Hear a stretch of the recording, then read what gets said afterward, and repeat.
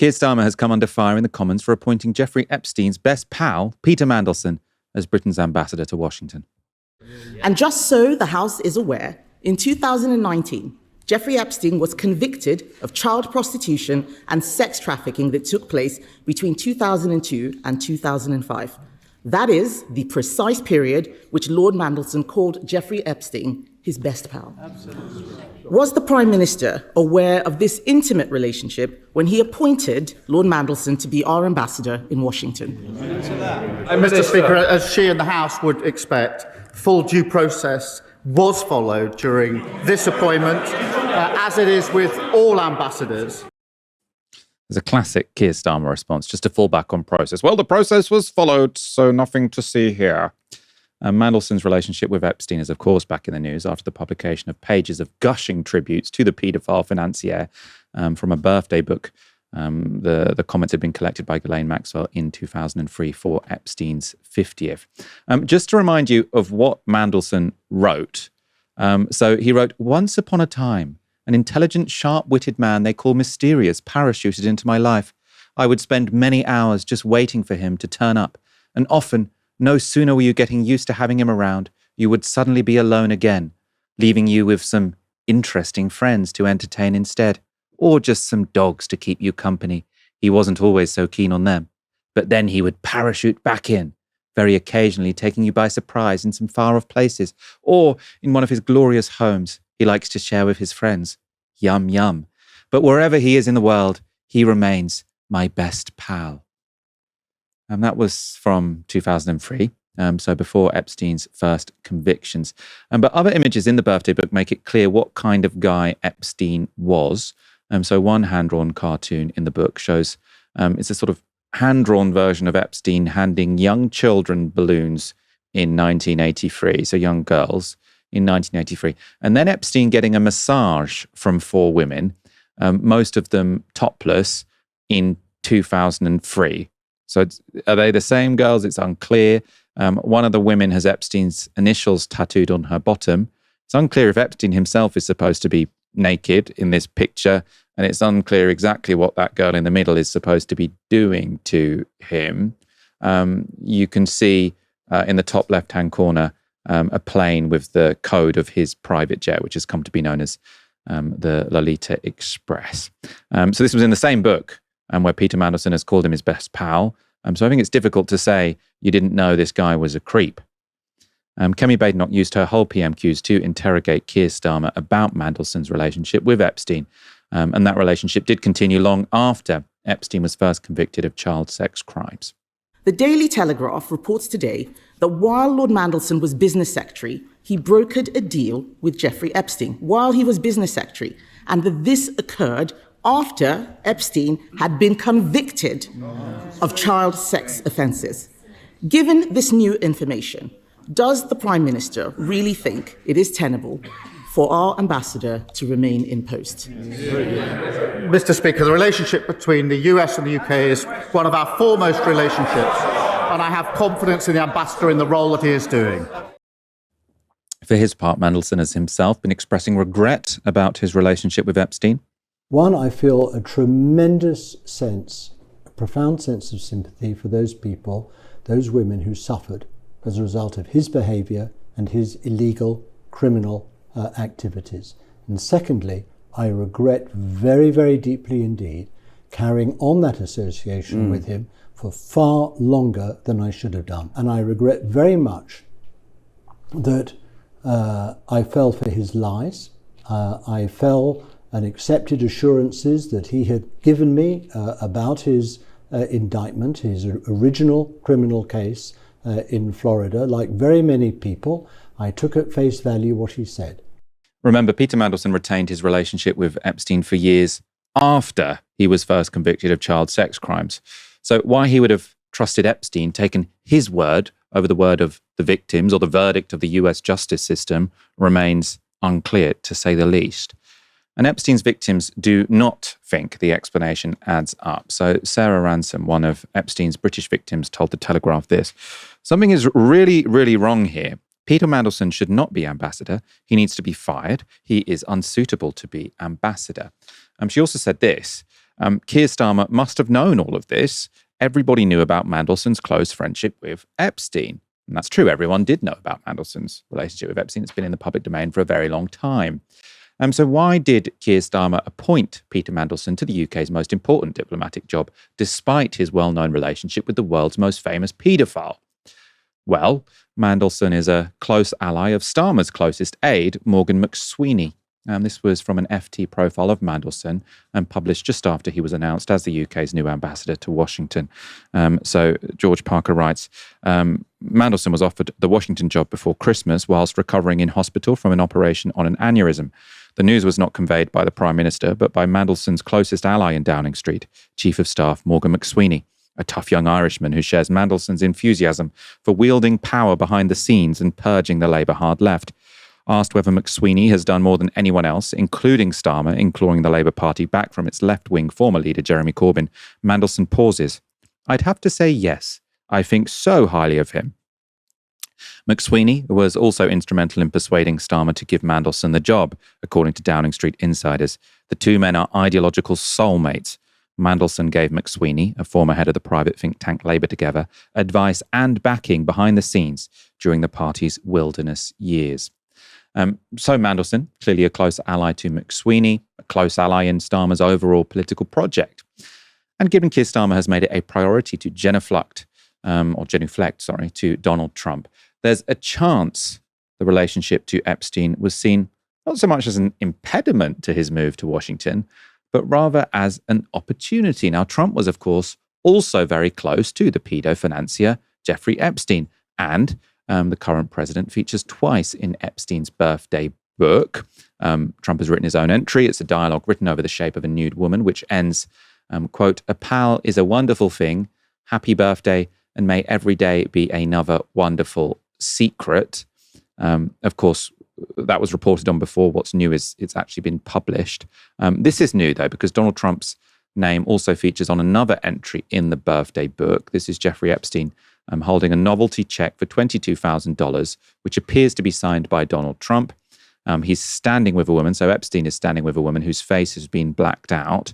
And this is the really sinister bit. So the caption in the book reads, "Jeffrey showing early talents with money and women, sells fully depreciated," and then the name of the woman redacted, "to Donald Trump for $22,500. Now, the fully depreciated to that means that she's already been used. So, it seems to me that that's suggesting, Jeffrey Epstein has already used this woman and still he's able to sell this. It's horrible to be using it. It seems as if he's saying this is a used woman who I've still managed to sell to Donald Trump for a high amount. I saw some quite convincing analysis on Twitter as well, sort of geolocating that picture to Mar-a-Lago. So Mandy and Trump may have well bonded over their previous relationship with Jeffrey Epstein. Maybe that's how Britain and Starmer have become so close to Trump, because paedophile accomplices, or I shouldn't say accomplice because I'll get sued, but associates of paedophiles, maybe they stick together. I shouldn't have said accomplice. There's no evidence at all that Mandelson was an accomplice to paedophilia, just an associate. We will presumably, and this is interesting, this is why it's going to be really embarrassing for Keir Starmer, I think, see Trump, Mandelson, and Keir Starmer all cozying up together at Trump's unprecedented second UK state visit, which begins next Wednesday. Barry, this is really remarkable, isn't it? Having Keir Starmer sort of standing up in the Commons, defending Mandelson, and there's going to be a state visit next week by Donald Trump. All the red carpets rolled out. Well, we'll have two people in Epstein's book, Trump and Mandelson, next to Keir Starmer. How did he get in this situation? I can't believe how hapless this government is and how many scandals they're getting themselves into. I think when I was on last week, we were talking about Angela Rayner, and I sort of said, well, this government keeps getting hit by these scandals, but it's not at the level of the Tory slaves of the 90s. It's getting there now. I really think it's getting there. When I saw this birthday book, my mouth was genuinely agape. I was absolutely agog from page to page to page. This thing goes beyond the kind of guffawing of the upper classes. It's really, really sinister. It's very, very sinister. I saw somebody saying on Twitter yesterday, I hope when I turn 50, my friends don't present me with a book pointing out what a sleazebag I am. But this goes beyond sleaze. He's a pedophile. He's a convicted pedophile. And I thought that Kemi Badenoch made absolute mincemeat of Keir Starmer in the comments today. It was embarrassing to watch. And, he just refused again and again and again to answer her questions. And she really had him up against the wall. But why wouldn't she? Because he's standing there trying to defend the indefensible. That's the thing. Yet again, the Labour Party are putting themselves in a position where they have to defend the indefensible. We've seen these ministers being trotted out on TV today, the poor sods having to defend Mandelson and having to defend his position the day after this skeezy book came out. And you're saying that Mandelson will be standing there when Trump comes for the state visit next week. I'm not so sure. I think he may be gone by then. Like you said, in the last hour, there's been another story that has come out, which is, I believe, emails that Mandelson sent to Epstein when he'd been convicted, talking to him about getting early release, telling him that his friends were there for him, telling him that his friends loved him. So I think, there's an already very, very bad situation for the government and Mandelson that in the last hour just got a whole lot worse. So yeah, I'm not sure he's going to be there next week. Let's see. Let's go to the email you were talking about, because in his interview with The Sun, Mandelson was saying, "Oh yeah, I've got no doubt that more embarrassing things are going to come out." And I don't know if he already knew that the Sun now have a copy of an email that Mandelson sent to Epstein in June 2008. So this is a tweet from Harry Cole, and he has the quote of what Mandelson said to Epstein in June 2008. "I think the world of you, and I feel hopeless and furious about what has happened. I can still barely understand it. It just could not happen in Britain. You have to be incredibly resilient, fight for early release, and be philosophical about it as much as you can. Everything can be turned into an opportunity, and that you will come through it and be stronger for it. The whole thing has been years of torture, and now you have to show the world how big a person you are and how strong. Your friends stay with you and love you." This is unbelievable. So this is after he's been convicted of child sex crimes. And I suppose, Barry, you're saying he's not going to survive until next week, and I wouldn't bet against it, but Starmer is in a bit of a pickle now. You can say he's somewhat snookered, because he, as we've said, likes to genuflect for Trump, likes to brown-nose Trump.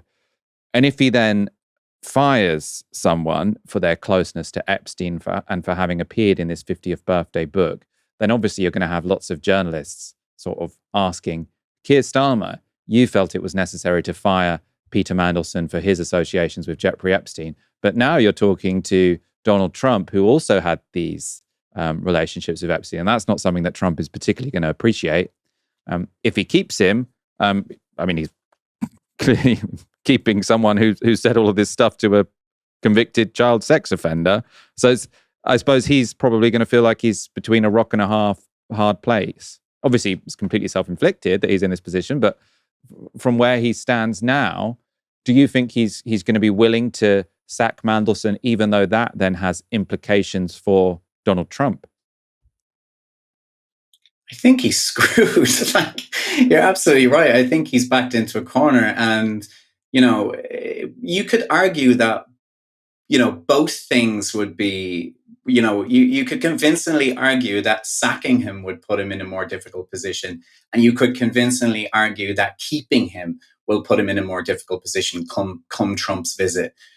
Does Trump want to avoid that difficult question about, well, if Mandelson went, surely you're culpable for being in the book too? Or does Trump not want to be close to scandal when he comes on his state visit and to have this thing, to some extent overshadow it, which it's going to some extent anyway. So yeah, you're right. I think that Starmer is a little bit trapped here. I'll stick with my bet that he will sack Mandelson. But again, I think it's a really key point that you make about this being a scandal of his own making, which takes me right back to saying this is one of the most hapless governments we've seen in this country. I mean, all he had to do to know what a risk it was to put Mandelson in that position, and that's, accepting that there is that theory that he was close to Epstein and that may have been some kind of a help, but it should have been clear to him that this could have come back and bit him in the ass. It's like everybody, including Peter Mandelson, has to go through a process that's called deep vetting before they get into an ambassadorship like this. So Mandelson would have went through that. Everybody would have understood what the risks were in putting him in that position. But again, beyond that, just open a newspaper, go to Google, and you would understand what the risk was in appointing him to that role. So yeah, I think Starmer's backed into a corner. I think either decision is imperfect, and I think it's all on him. Yeah, I think this really summarizes the Keir Starmer government, actually, because I think Starmer and the people around him have sort of made it a sort of a symbol of political adulthood, that sort of they don't have principles. It's sort of like principles are for protesters. That's what principles are student politics. What we do is we're realists, and that means we're willing to get into bed with anyone. We're willing to suck up to Donald Trump if it might mean that we get 10% tariffs instead of 20% tariffs for the Europeans, even though it's actually just because the Europeans have a trade surplus with the United States and we don't. But they've sort of decided what adults do is they don't really care sort of who's done this or that. What we just want to do is we want to win power and we want to wield it. And then you just get in stupid ass situations like this. And it's again, sort of, why was Mandelson friends with Epstein? Because he loves powerful people. Why did Tony Blair go on... his name's bloody escaped me now. Who's the bunga bunga Italian prime minister? Berlusconi. Berlusconi. Why did Blair go on sort of Berlusconi's yacht? It's because they had this sort of, they were just so attracted to powerful people because they thought they were like interesting and glamorous. And proximity to people makes you like them, right? So you've got all these people who think, oh, I've got to suck up to Trump because he's powerful. But then you just become like Trump because, you're ended up defending someone who's really close friends with a paedophile even after they were convicted in Parliament. Like it's so embarrassing. Like if you just had a few principles, you wouldn't find yourself in this situation. And maybe being completely devoid of principles isn't actually a sign of being a political grown-up. It's the sign of being a fucking idiot.